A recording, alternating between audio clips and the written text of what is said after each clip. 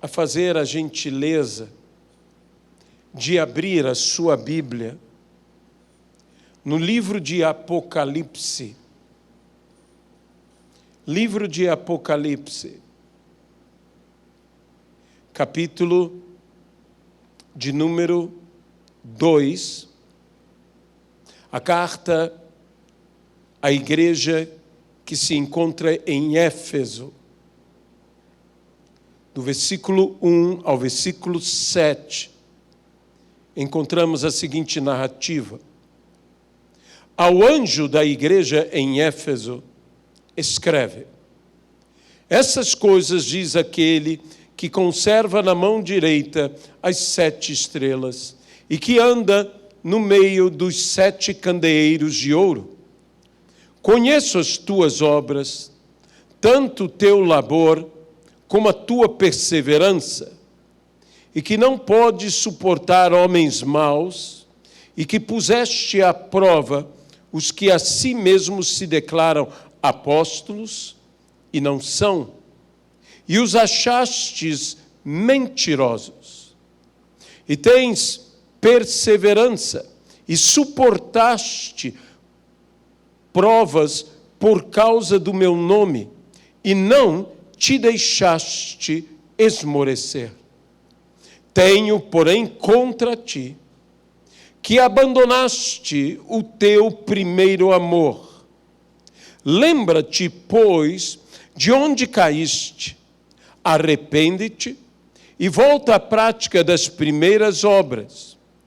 E se não, venho a ti e te moverei do teu lugar, do seu lugar o teu candeeiro, caso não te arrependas.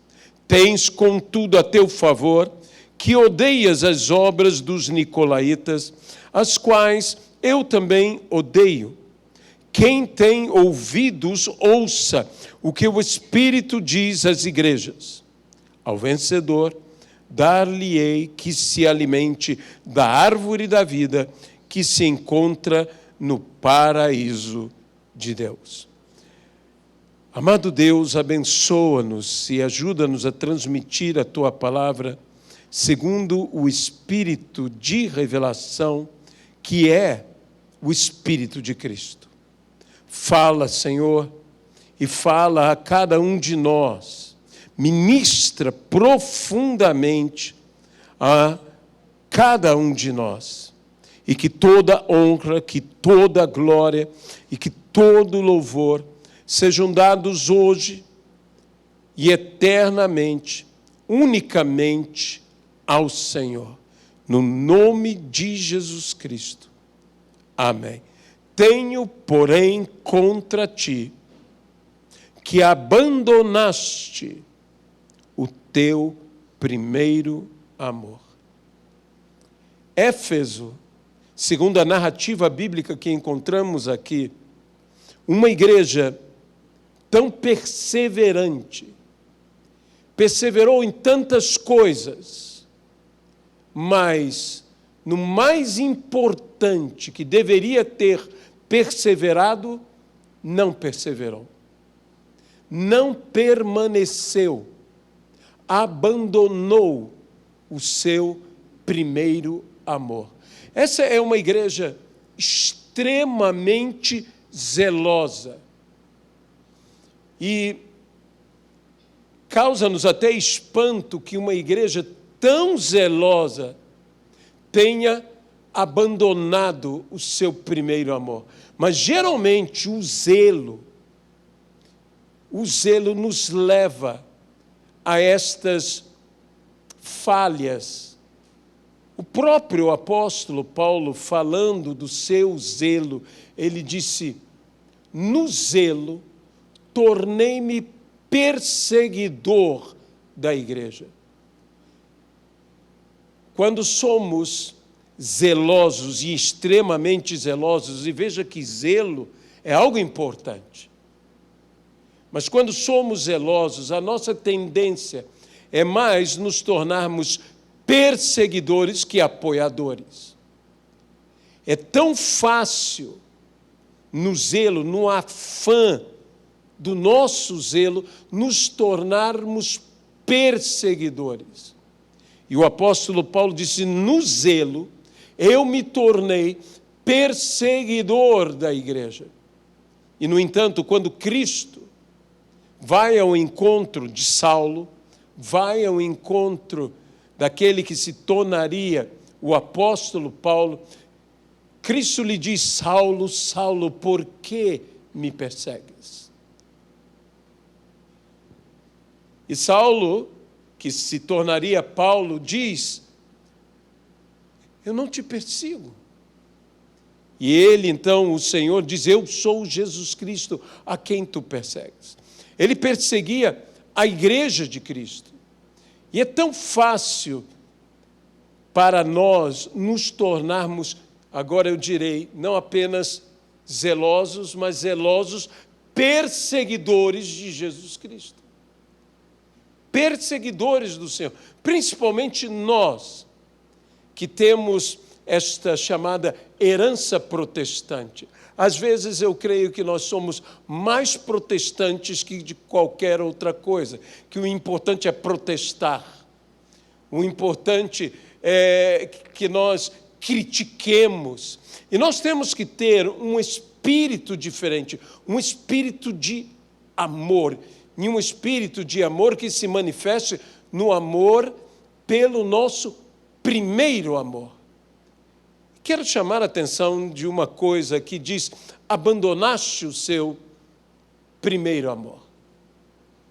Sabe, biblicamente, eu vejo que ovelhas se extraviam, moedas se perdem, talentos se enterram, riquezas se roubam, mas amor não se extravia, amor não se perde, amor não é tomado, amor realmente não vivencia nenhuma destas coisas que estamos citando. Amor, infelizmente, é abandonado. Isso me causa temor, porque o amor pode ser abandonado.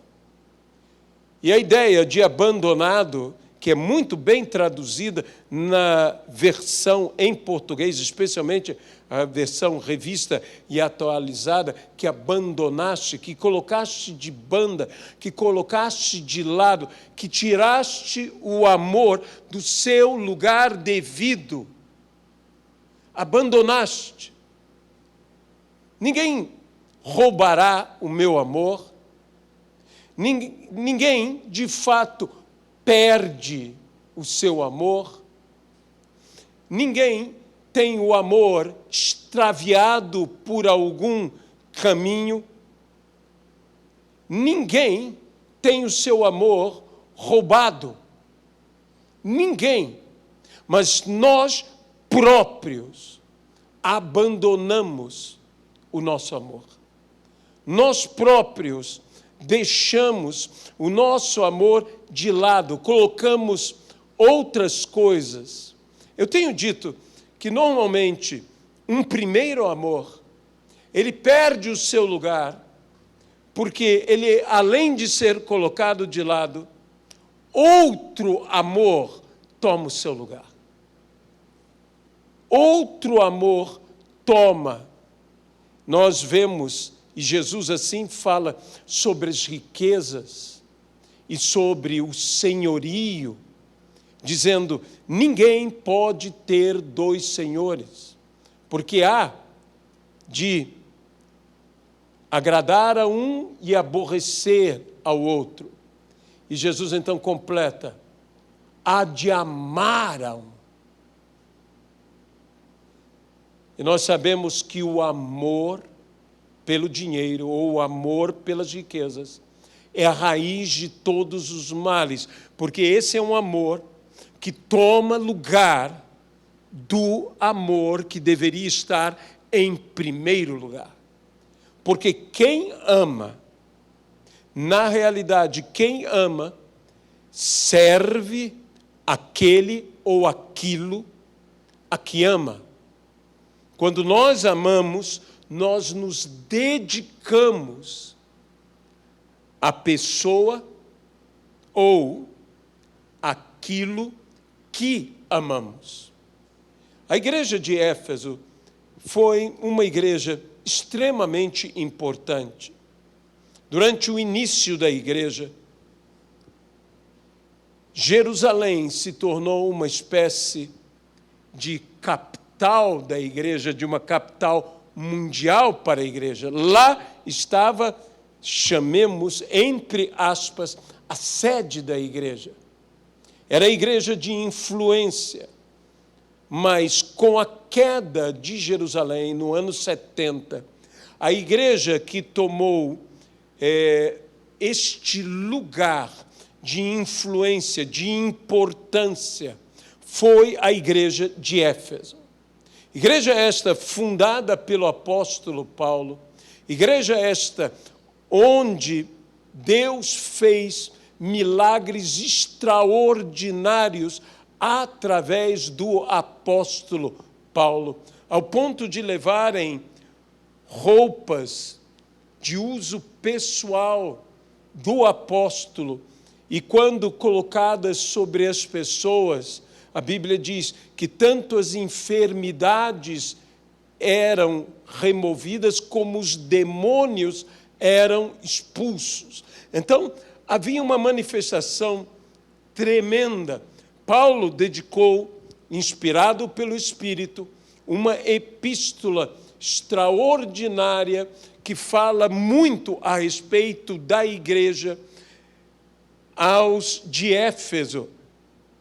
E aqui, em Apocalipse, João inicia toda a palavra e destina, tanto a Éfeso como as demais igrejas, destina este livro extraordinário, o livro da Revelação.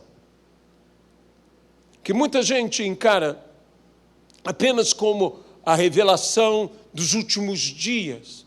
Mas, na realidade, esse livro é a revelação de Jesus Cristo.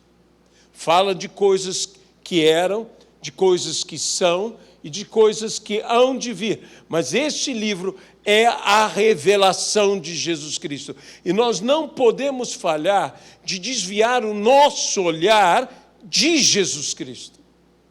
Há muitas pessoas que cometem uma falha ao estudar o livro de Apocalipse, desviando o seu olhar, ou seja, tirando a sua atenção da pessoa de Jesus Cristo.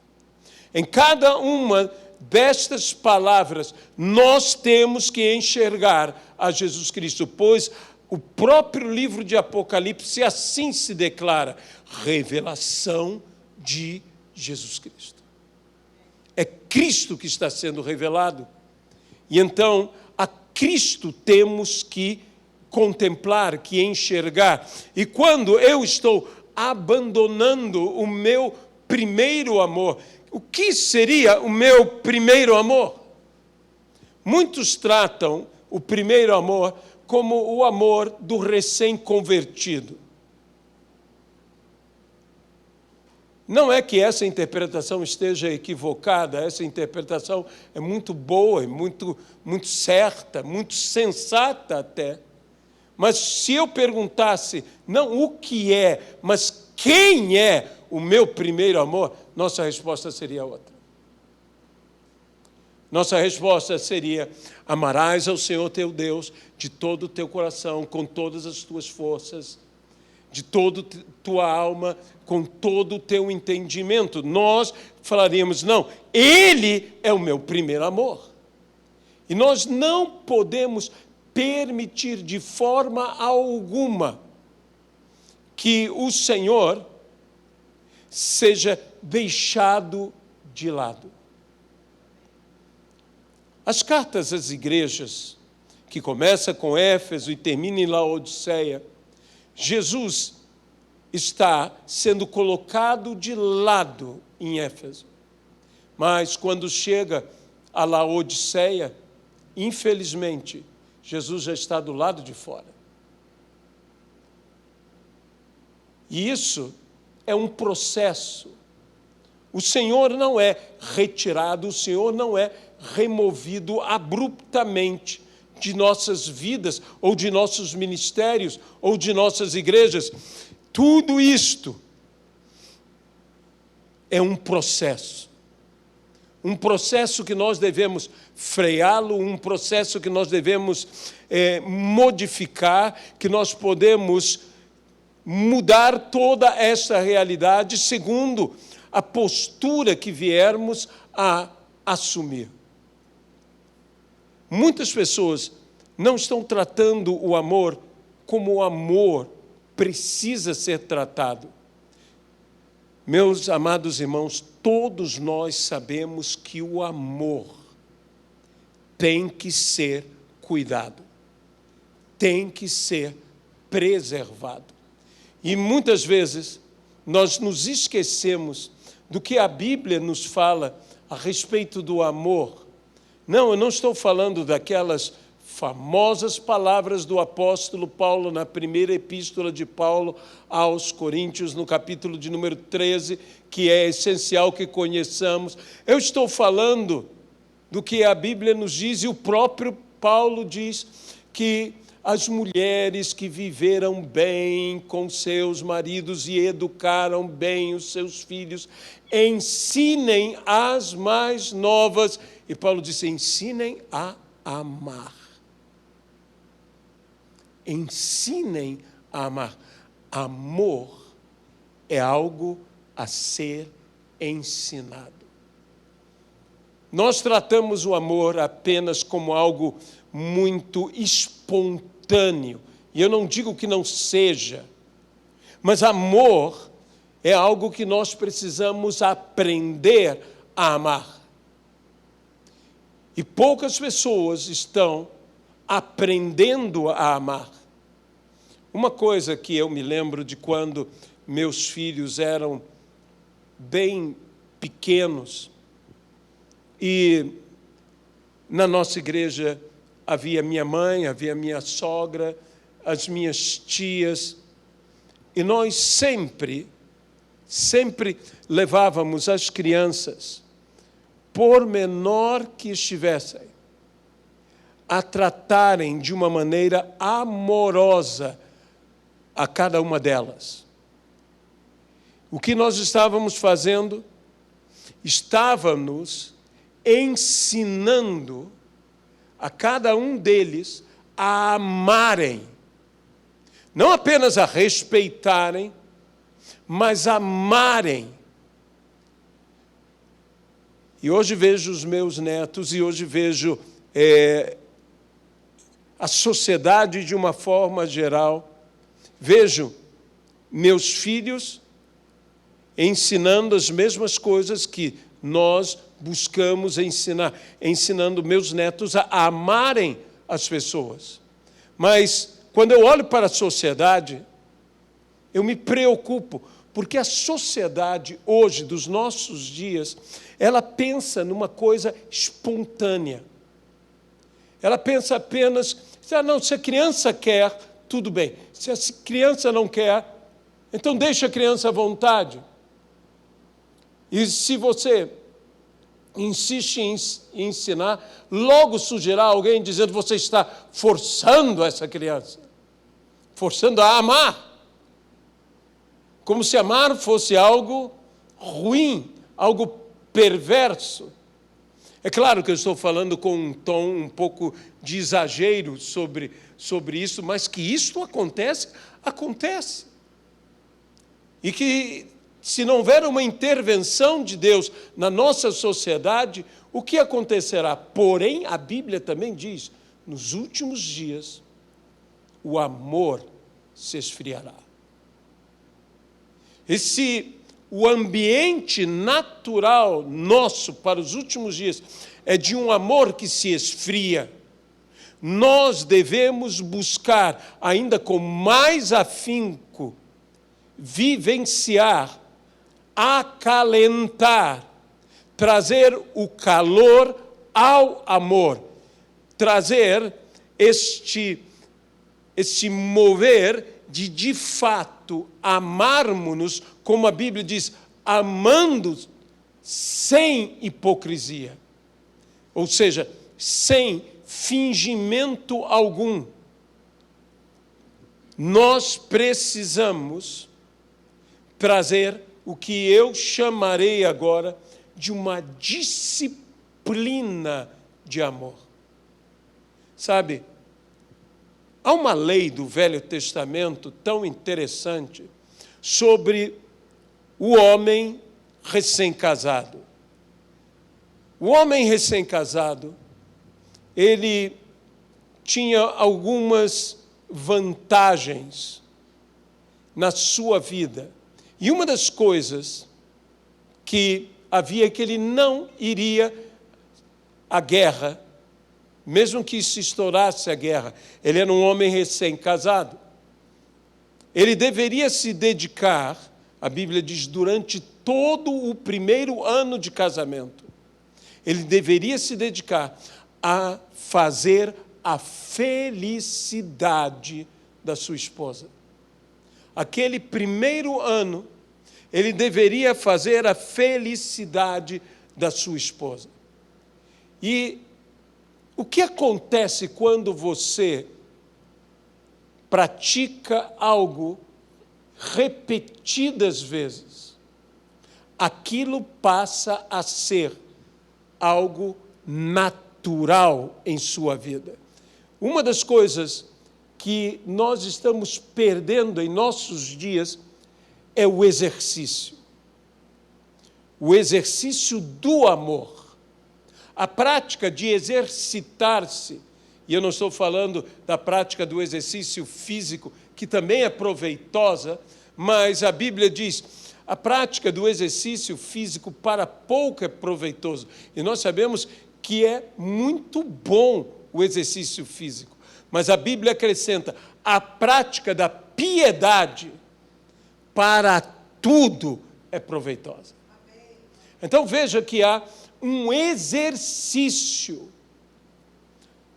coisas feitas de forma repetitiva. Uma das características de um exercício é que um exercício faz um movimento de maneira repetida.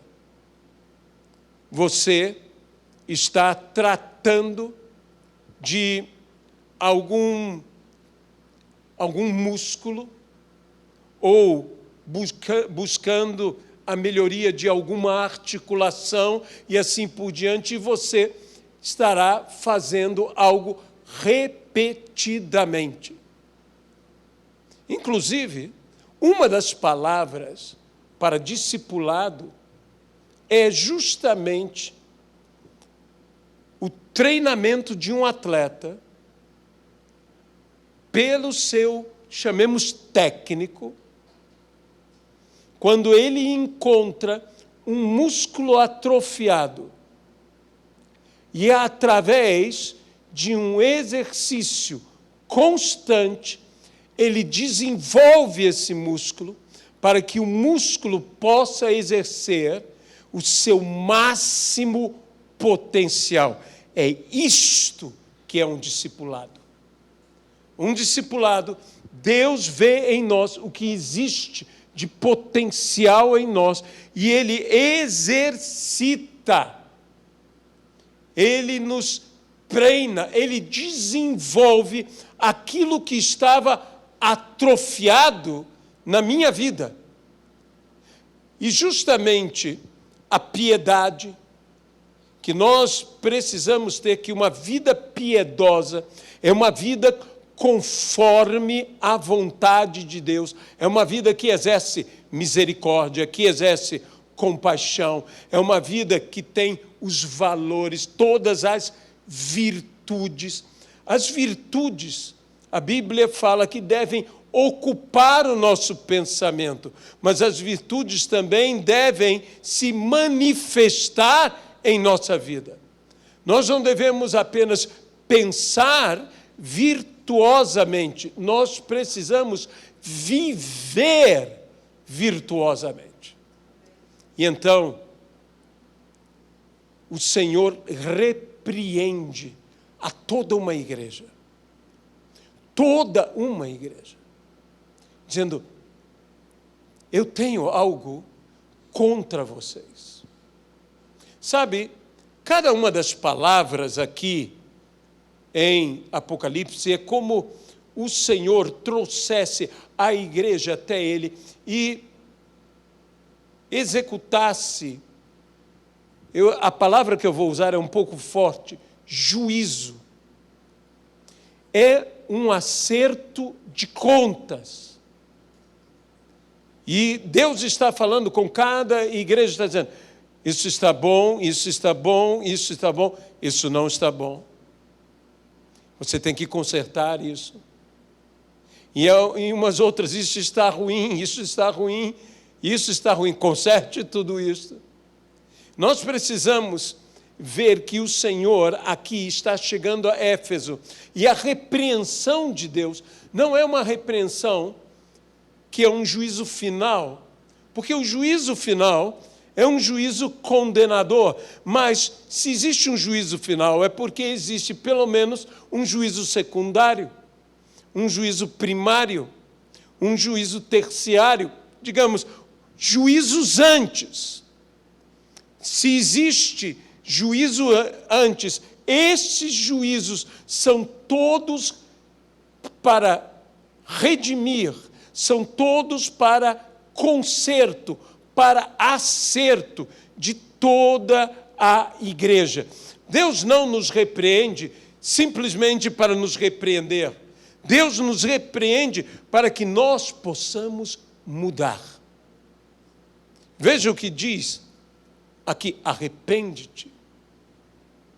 Qual a última palavra do Senhor para a igreja? Muitas pessoas pensam que a última palavra do Senhor para a igreja seria ide por todo mundo, pregai o evangelho a toda criatura.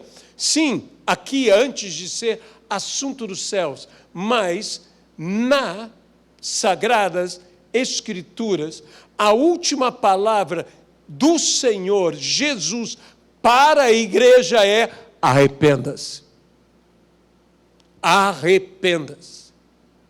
Essa frase não é minha, essa frase é do grande pregador Leonard Ravenhill. A última palavra do Senhor Jesus para a igreja é arrependa-se. É o que o Senhor fala à igreja, arrependa-se. Virá o dia em que a Bíblia também diz, o Espírito e a noiva dirão ou dizem, vem, vem, Senhor, invocando a volta do Senhor. Eu diria que uma das coisas mais extraordinárias que acontecerá, que precederá a volta de Jesus Cristo, será que a igreja, a noiva de Jesus, estará em total concordância com o Espírito de Deus, pedindo o mesmo que o Espírito de Deus está pedindo. Vem, Senhor Jesus. Veja bem que a ordem não é a noiva e o Espírito, mas é o Espírito e a noiva. De modo que a vontade do Espírito é que diz, e a vontade da noiva é concordante com a vontade do Espírito. Não é a vontade da noiva e o Espírito concorda com ela. Não, é a vontade do Espírito e a noiva, que é a igreja, concorda com o Espírito. Nós temos que viver uma vida em concordância com o Espírito Santo. E quando nós entrarmos nessa disposição de concordância com o Espírito Santo, nossas orações serão completamente transformadas. Completamente transformadas, porque a Bíblia diz, Se nós orarmos, se nós pedirmos, segundo a vontade de Deus, Ele nos ouve. Nós podemos interpretar de uma maneira que diz, se nós pedirmos, Ele nos ouve segundo a sua vontade. Ou seja, Deus vai atender segundo a sua vontade, segundo a sua sabedoria. Mas também se nós oramos conforme, segundo a vontade de Deus, Ele sempre nos ouve. Ele sempre nos atende. E para que nós possamos orar segundo a vontade dEle, temos que conhecer a sua vontade e temos que entrar num espírito de concordância com a sua vontade. Nós sabemos que Jesus mesmo diz sobre a concordância, Jesus disse, se 2 ou 3 concordarem a respeito de qualquer coisa que porventura pedirem ao meu Pai, ser-lhe-á concedida. A oração em concordância é algo extraordinário, é algo poderosíssimo. Imagine, isso sou eu e você concordando. Mas quando nós entramos num espírito de concordância com Deus, oramos segundo o que Deus quer. Eu sei que o Espírito intercede por nós, porque nós não sabemos orar como convém. O próprio Espírito intercede por nós e intercede até mesmo com gemidos inexprimíveis por nós. Ele geme por nós. O Espírito Santo, que é o próprio Deus, ele geme por nós. Deus sofre. Ele não apenas sofreu. Ele não apenas sofreu naquela cruz, ele continua sofrendo por amor a nós, intercedendo. Deus intercedendo a Deus. É estranho isso. Deus intercedendo a Deus.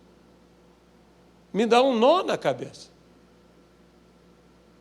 Mas lembre-se de Gênesis. E o que em Gênesis é dito? Façamos. Deus falando com Deus. Façamos. Façamos o homem a nossa imagem e semelhança. Façamos. Quando Deus quis criar as aves do céu, Ele falou ao ar, digamos assim. Quando Deus quis criar os seres marinhos, Ele falou à água. Quando Deus quis criar toda a vida terrestre, Ele falou à terra. Mas quando Deus quis criar o homem, Ele falou a si. Porque deixe-me dizer, Deus, e não este mundo, e não essa terra, Deus é que é a atmosfera de nossas vidas. Assim como para os peixes, o ambiente deles é a água, assim como para os animais, o ambiente deles é a terra, assim como para as aves, o ambiente delas é o céu, assim também para nós, o nosso ambiente é Deus. É Deus. É lá que eu me movimentarei melhor, é lá que eu viverei melhor. Eu fora desse ambiente sou como um peixe fora d'água. Eu fora desse ambiente sou como uma ave que não voa. Eu fora desse ambiente sou como um animal fora do sua habitação, o seu habitat natural. Deus é o nosso habitat. Deus é o lugar aonde nós podemos viver. Fora dele não há vida. Fora dele, nós mesmos estamos fora do nosso lugar devido. De modo que eu e você precisamos, assim como a igreja de Éfeso, porque veja bem, a Bíblia diz: quem tem ouvidos para ouvir, ouça o que Deus diz às igrejas. Muitas pessoas e muitos ministérios estão com uma visão olhando apenas em si próprio, em seu próprio ministério. Deus está falando muito mais do que somente a nós. Deus está falando em toda a terra. A Bíblia diz: em toda a terra se ouve a sua voz. Em toda a terra Ele está falando. A cada igreja, a grandes igrejas, a pequenas igrejas, as igrejas que estão muito bem tranquilas, até acomodadas, há igrejas que estão sendo perseguidas. Deus está falando em toda a parte. E o que Deus está falando a cada uma dessas igrejas é importante para nós. Eu preciso ter ouvidos para ouvir além do que Ele está falando na minha igreja. Éfeso não podia apenas ouvir o que Deus estava falando a Éfeso. Ela tinha que ouvir o que Deus estava falando a Pérgamo, a Tiatira, a Sardes, a cada uma das demais igrejas. Também o que estava falando a Filadélfia, o que estava falando a Laodiceia, Éfeso tinha que saber, assim como as outras precisavam saber. Aliás, isso era um costume no tempo, chamemos apostólico, no tempo dos primórdios da igreja. Quando uma epístola chegava numa igreja, como a epístola de Paulo aos Colossenses, você encontrará que Paulo escreveu uma outra epístola que nós não temos nas Sagradas Escrituras, a epístola de Paulo a Laodiceia. Paulo escreveu uma epístola a Laodiceia. E Paulo então diz que lê-se em Laodiceia o que ele escreveu aos Colossenses, e que se lesse no ambiente da igreja dos Colossenses o que ele escreveu a Laodiceia. As igrejas, elas tinham essas informações, e aqui está sendo dita a mesma coisa. O que Deus está falando à igreja de Cristo. E a igreja de Cristo, ela tem várias facetas, ela tem várias características. Ela não é ele, embora seja só um corpo, ela tem diferentes ministérios, diferentes funções. Eu diria, diferentes partes desse único corpo. E aqui fala-se sobre restaurar este amor. A pergunta é: como eu posso restaurar um amor perdido? Sabe, sentimentos e amor, há quem diga amor não é sentimento, amor é decisão. Parece uma palavra muito sábia, mas eu não gostaria de um amor sem sentimento. Não sei se você gostaria disso. Para mim, amor tem que ter sentimento. Sentimento acompanha amor.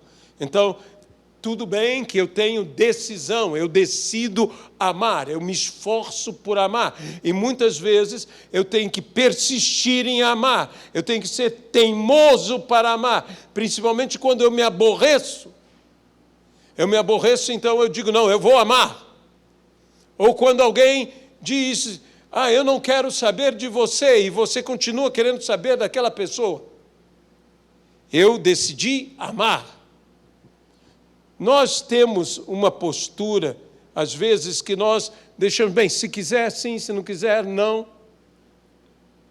Amizade, que é uma manifestação de amor, que nós devemos ter e que é muito importante, em se tratando de amizade, eu tomei uma decisão, eu, Aloísio. Eu não espero que outros se tornem meus amigos. Eu decidi eu me tornar amigo. Porque amizade é uma dessas coisas como Davi e Jonatas.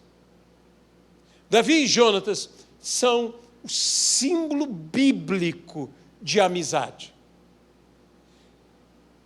Estes dois se tornaram o exemplo maior de amizade nas Sagradas Escrituras.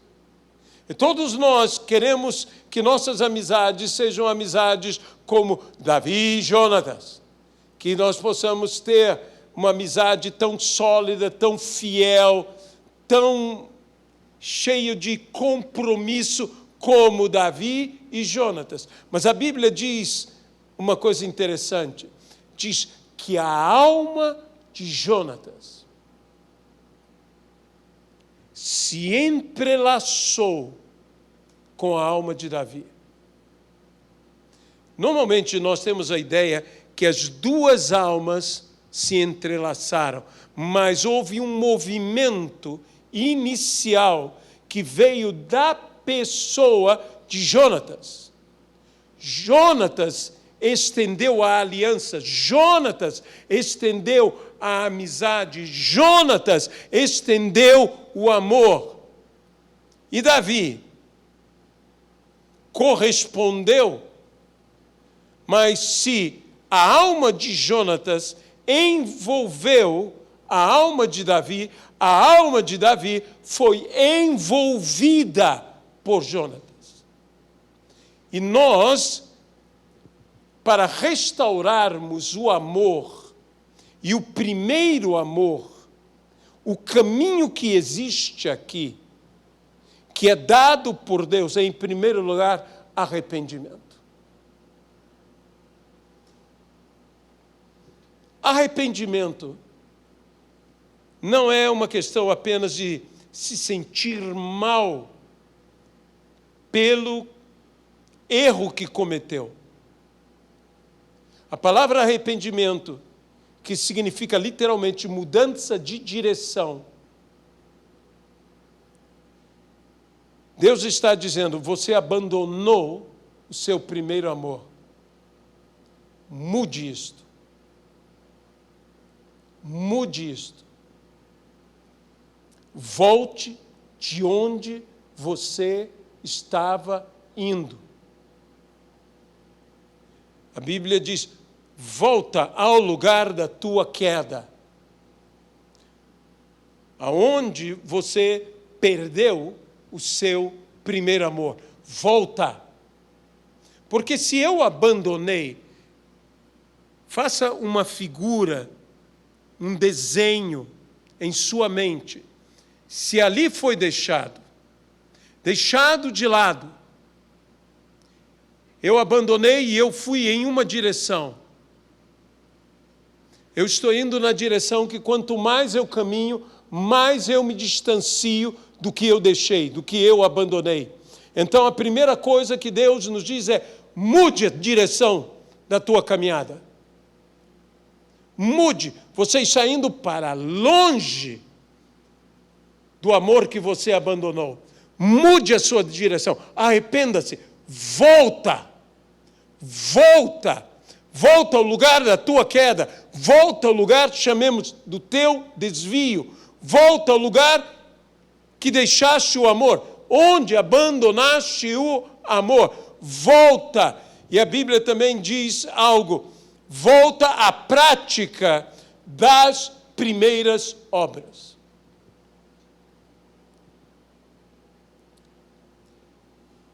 Durante todos esses já 40 anos de ministério que nós temos, muitas vezes tivemos que tratar de relacionamentos que foram desgastados, relacionamentos que foram literalmente destruídos. E quando há um verdadeiro arrependimento, e quando as pessoas do relacionamento desejam voltar ao lugar que caíram, transformar a realidade que hoje vivem, como duas pessoas que se amavam e não se amam mais. Então, elas chegam, elas dizem, eu não amo mais, eu não sinto mais nada. Como restaurar esse amor? É uma das coisas mais desafiadoras que existe. Restaurar um amor destruído, que, veja bem, foi abandonado. Em algum momento foi abandonado. Foi tirado do lugar certo. Uma das coisas mais importantes que existe é que essas pessoas precisam voltar ao início. Amigos precisam voltar ao início de sua amizade, ao que eles faziam. Cônjuges precisam voltar ao início. Eu fui, e às vezes sou buscado por algumas lideranças que, infelizmente, acontecem grandes crises em suas vidas, e uma liderança estava conversando comigo, porque disse que o casamento tinha acabado, e agora havia uma possibilidade de restauração. E ele me disse, o que eu faço? Eu disse, você vai ter que fazer todo o processo de novo. Você vai ter que voltar a namorar, você vai ter que voltar a noivar e voltar a casar. Você vai ter que voltar à prática das primeiras obras. Você vai ter que fazer isto. Você se lembra do profeta, quando ele saiu atrás da sua esposa, que o traiu, que o abandonou nas Sagradas Escrituras, que quando ele reencontra a esposa estava num mercado de escravos, ele compra a sua esposa. Tudo isso era algo falando a respeito de nós mesmos, a respeito de Israel, a respeito do amor de Deus por Israel, do amor de Deus pela igreja, do amor de Deus por cada um de nós. E o profeta diz, vai, purifica-te. Havia todo um processo que precisava ser refeito. Aqui Deus diz, volta à prática das primeiras obras. Volta à prática das primeiras obras.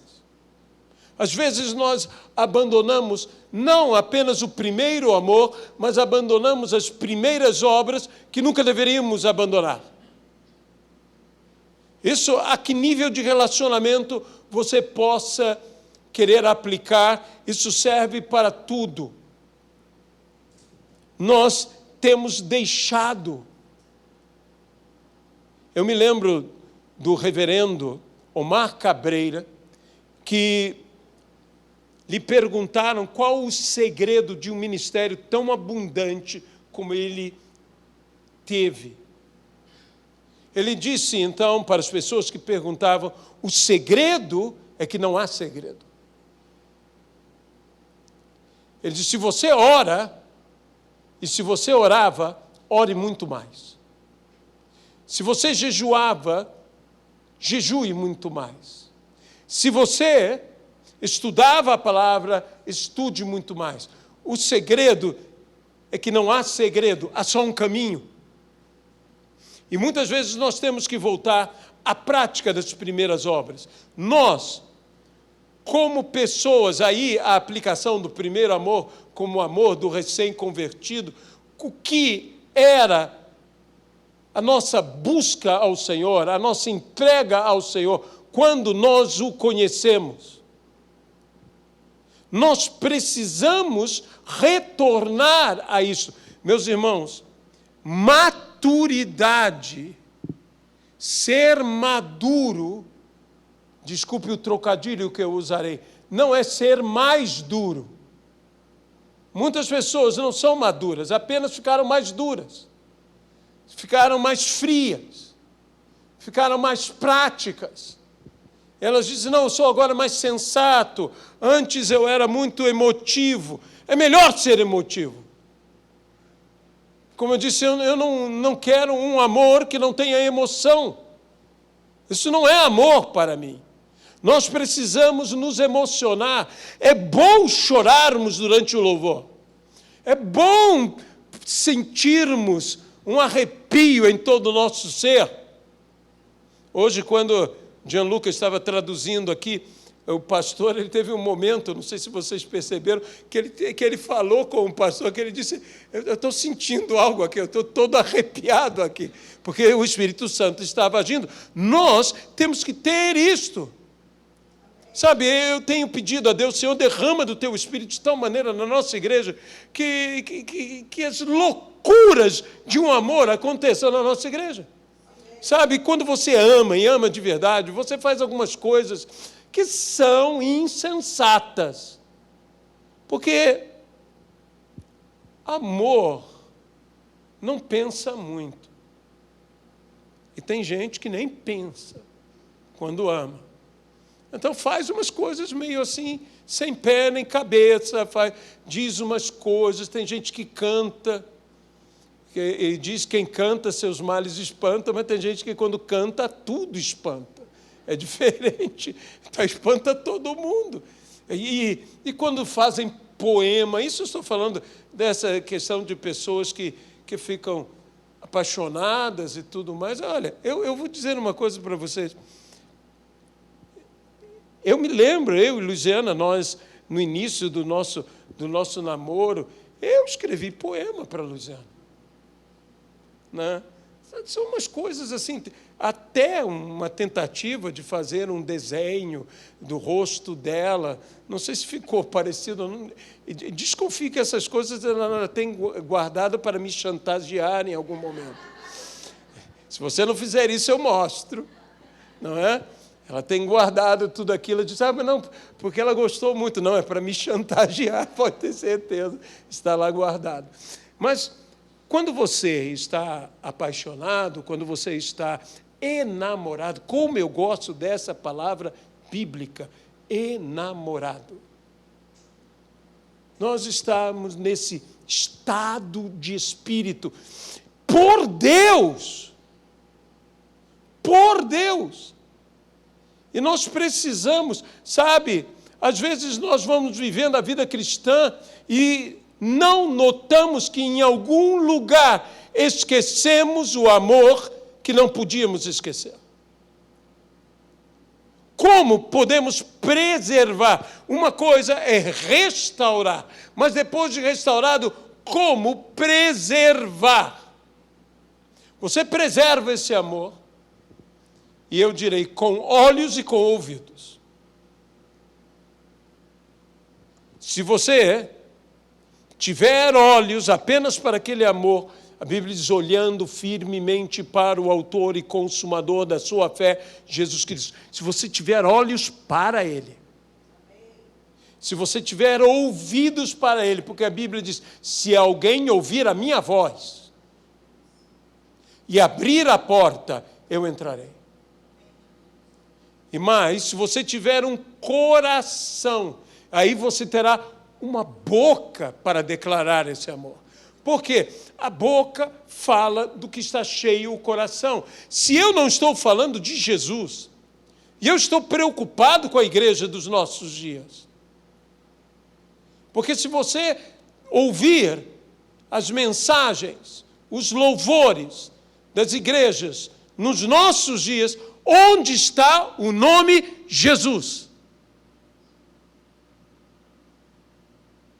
O nome Jesus está ficando raro na igreja. Existem cultos que você não ouve uma vez o nome de Jesus. Nome pelo qual nós somos salvos. E se Jesus não está sendo falado, é porque o meu coração não está cheio de Jesus. Ele não está transbordando de Jesus.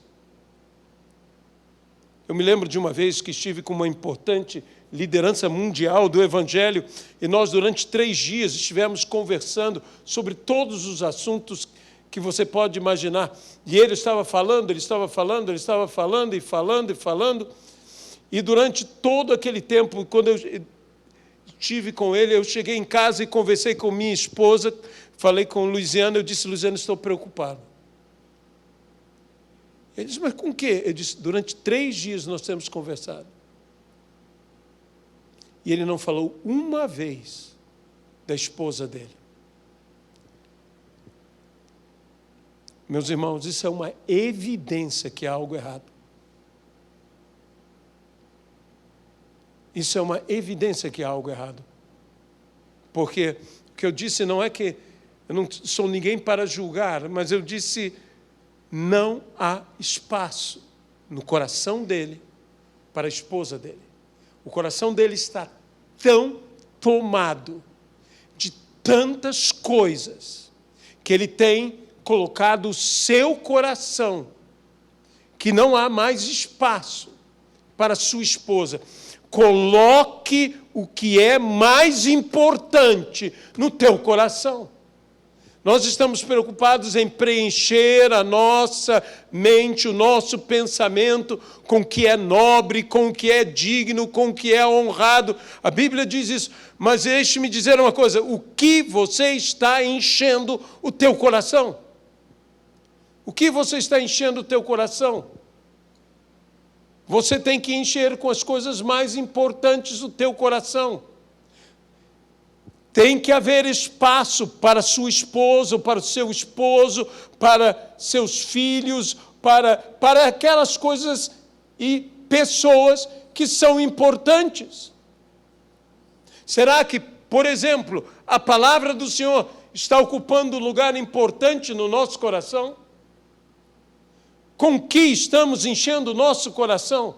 Eu preservo o amor através dos olhos, se meus olhos não estão mais no meu primeiro amor, eles estão olhando alguma outra coisa. John Piper disse: se eu não tenho fome do que está na mesa do Senhor, é que eu já me alimentei em algum outro lugar. Essa que é a verdade. Eu tenho que ter fome, sede. Sabe, existem algumas culturas no mundo que são bem diferentes da nossa cultura. Existem algumas culturas no mundo que, quando você vai fazer uma visita, comer na casa de alguém, o que você faz é você come na sua casa, para quando chegar lá, não precisar comer, ou não precisar comer muito. É uma questão cultural. Algumas culturas fazem isto. E realmente, se você come antes, você não vai sentir fome. Se você não está sentindo fome, se você não está sentindo falta do primeiro amor, é que você já substituiu esse amor. É que esse amor já não está no lugar de importância que ele deveria estar. Que lugar Jesus está na tua vida? Que lugar o Senhor Deus está na minha e na tua vida? Será que nós temos nos arrependido? Será que nós temos voltado à prática das primeiras obras? No best-seller Para Todo Sempre, de Catherine Marshall, o Dr. Peter Marshall, que é o personagem principal desse best-seller, que se tornou um filme nos Estados Unidos. E se você conseguir, assista, Para Todo Sempre. Estou fazendo propaganda. Ou então leia o livro, que é infinitamente melhor que o filme, como normalmente é. Quando a esposa dele fica doente, ele faz uma reflexão, ele senta-se na escada de sua casa, toma uma ferramenta na mão e disse: Senhor, eu ainda continuo o mesmo homem, eu estou aqui, o que eu estou fazendo?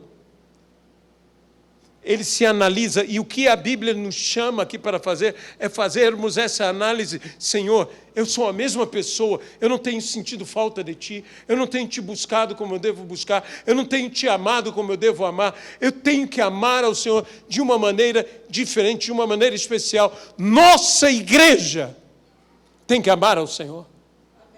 Aqui não é o amor apenas de um indivíduo, aqui é o amor de uma coletividade, aqui é o amor de toda uma igreja. Toda uma igreja. Essa igreja tem colocado o Senhor Jesus em primeiro lugar, essa igreja tem amado ao Senhor, Ele tem sido o nosso primeiro amor, ou nós temos outros amores que estão tomando o lugar do Senhor? Eu pergunto isso como igreja. Temos que voltar à prática das primeiras obras, temos que nos arrepender, temos que buscar o lugar de nossa queda como igreja, e não só como indivíduo, porque a mensagem aqui, embora possa ser aplicada ao indivíduo, a mensagem aqui é para a congregação, é para a igreja. Essa é uma palavra para todos nós. Cristo, eu quero te amar. Cristo, eu quero que a nossa igreja te ame acima de todas as coisas. Que o Senhor seja o primeiro. Eu quero, Senhor, que o assunto nosso seja Jesus. Eu quero, Senhor, que nós louvemos e falemos o Teu nome e adorando ao Senhor. Eu preciso viver a realidade de um primeiro amor, que eu não me desviarei dele. Eu não sairei de perto de Jesus. Nós temos que ser apaixonados. E deixe-me dizer uma coisa. Todo apaixonado tem uma característica interessante. Ele é exagerado. Se nós não somos exagerados, e quando eu falo de exagero, eu digo que por vezes somos, por sermos exagerados, por sermos apaixonados, somos até extravagantes. E quem está falando com você é uma pessoa que tem uma característica. Eu tenho uma característica de ser mais recatado, mais sério. Eu sei brincar também. Mas eu tenho essa característica e eu tenho visto o Senhor não merece que eu te trate como eu te trato, com tanta formalidade. Eu mesmo, quando jovem, eu e Luiziana, eu sou apaixonado pela minha esposa, não me entenda mal no que eu vou dizer, mas eu nunca gostei de manifestar muito afeto na frente de todo mundo. Longe de todo mundo é outra coisa. Ali eu manifesto toda a minha afeição a ela, mas muitas vezes para mim... E Luiziana tem um traço de personalidade muito superior ao meu, porque Luiziana está pouco ligando. Ela manifesta o seu afeto, a sua maneira de ser, ela é assim mesmo. São os dois lados de uma mesma moeda, cara ou coroa, né? Eu vou dizer que a cara é ela e o coroa sou eu. Então, assim eu não terei problema. Mas nós precisamos manifestar amor. Às vezes somos tão sérios, tão equilibrados, tão sensatos, que, meus irmãos, isso não tem nada a ver com o primeiro amor. Eu preciso ser apaixonado por Jesus.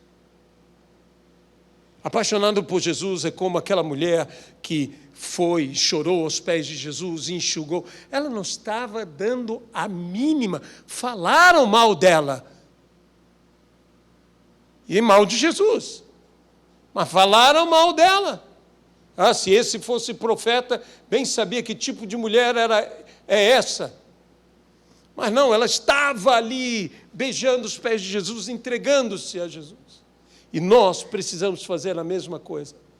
Eu quero que nós sejamos, com todo o respeito, exagerados, extravagantes, apaixonados. Eu quero que o primeiro amor seja de fato amado intensamente e que nunca coloquemos de lado, que nunca abandonemos. Você não perdeu o seu amor. O seu amor não foi roubado de você.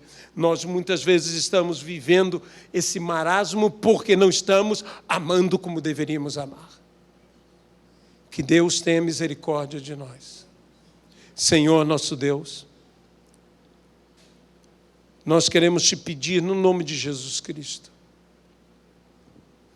Queremos que o primeiro amor esteja no seu lugar certo.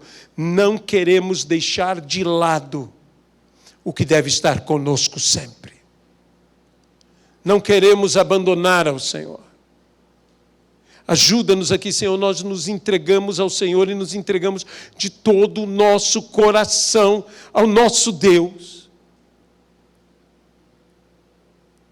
Perdoa-nos, Senhor. É tão fácil deixar algo tão importante como o primeiro amor num lugar indevido